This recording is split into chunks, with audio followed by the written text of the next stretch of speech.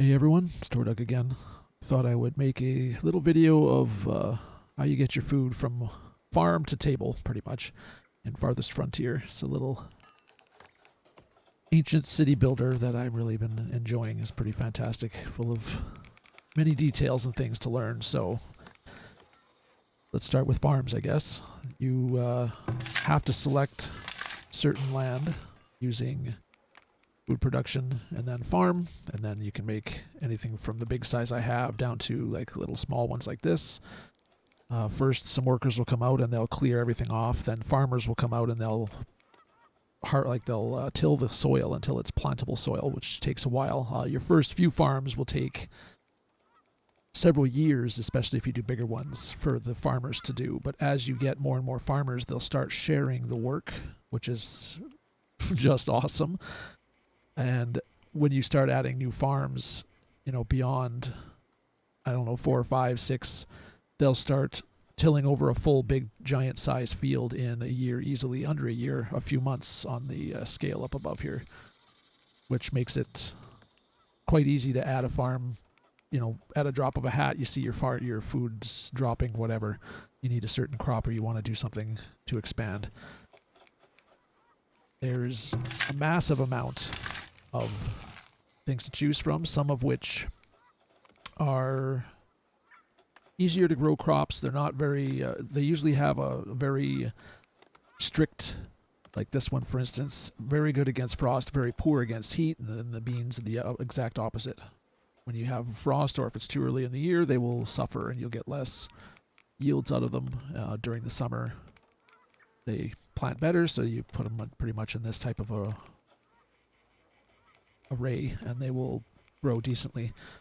There's also things you can do, like this year I have just clover going in this field and I have my cows feasting on the clover and then pooping, really, to add fertility. So the fertility on several of these farms that I use the pigs or the cows on are very high. Then there's other ones that I use a lot of the vegetables that promote high fertility so that you don't necessarily need to. And as well, there's another layer to that where there's compost yards that you will take the scraps and the refuse from all the different houses. They pile it up. It decomposes. This all takes time. You'll eventually need quite a few. Then you can add this to your fields. So whatever ones are the lowest fertility, obviously, you want to add your compost. In addition, we have the cows, which are the meat side of the farming or the agriculture. You really, besides hunting, this is the only way to get meat. This is the best way to get meat, I think. Best way to get pelts is actually a leveled up hunter who will do less meat but more pelts because he's catching smaller animals and traps as well, as inhumane as that may be in today's world. When you start cows, you'll be only able to buy a few at a time from a merchant.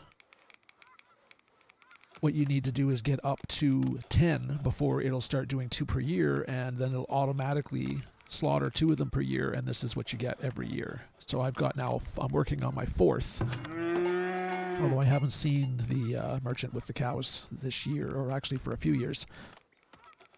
When you, like I said, fill them up, you can try to split them if you want, but then you end up losing the meat from those farms while you're building up and they're repopulating.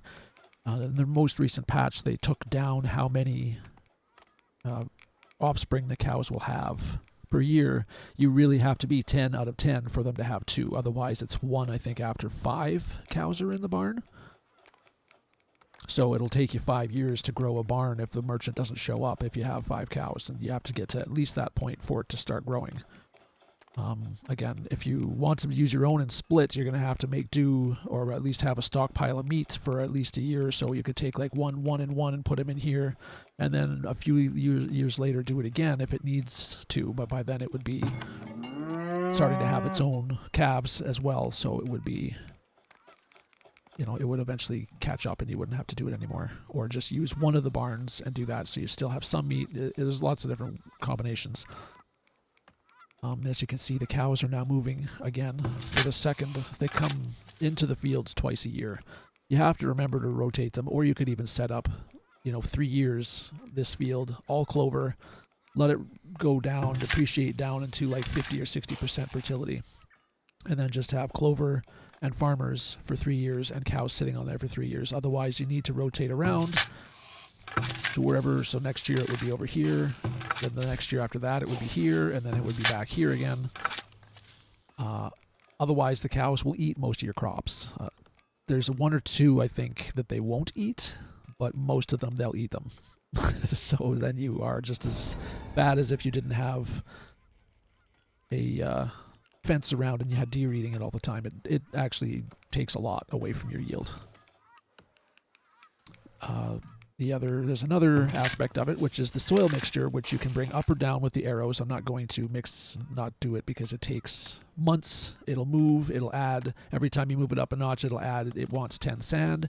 It'll mix it into the mixture, and you can change the sand or clay mixture in the soil depending on the different plants. You can get bonuses, or, you don't want to get the minuses. You want to make sure it's at least at 0. I have most of the things that I'm growing in here at bonus, and then just the peas are not, but you can change it for each different one. You can see they're kind of all over the place. Wherever you leave the bar